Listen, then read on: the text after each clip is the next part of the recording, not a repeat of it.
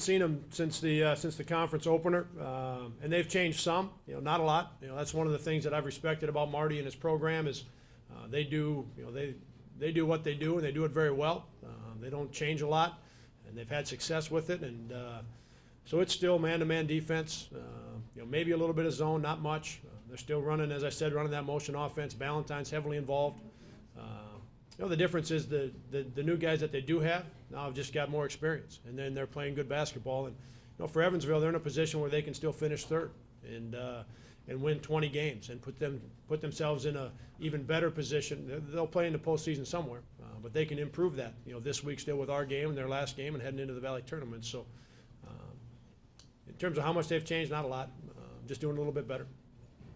How much the defense that Bradley played on Tuttle, how much does that help you moving forward if somebody else tries to implement that type of defense on Tuttle? Yeah, I think it's good. I don't know that we could, I guess, see the same thing. I haven't seen it before where they go boxing one and they chase the center. So I suppose somebody else could do it there, but as we saw as the game went on, we got into the second half, things got easier for us.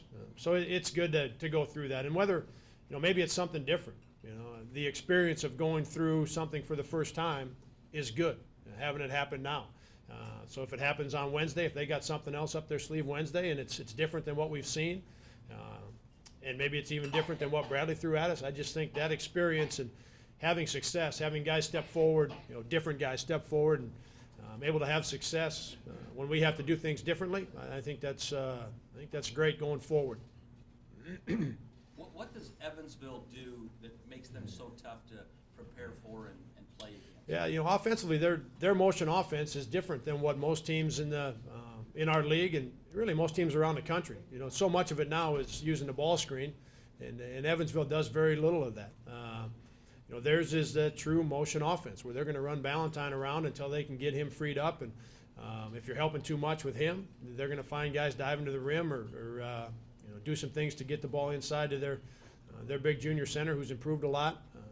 I think that's a big part of it. And then the other is they, as I mentioned, they play as hard as anybody in the country, and regardless of circumstance. When we went over there, was it 4 or 5 years ago? And they had 1 or 2 league wins. They played as hard as anybody we'd played against all year, and that was at the end of the year.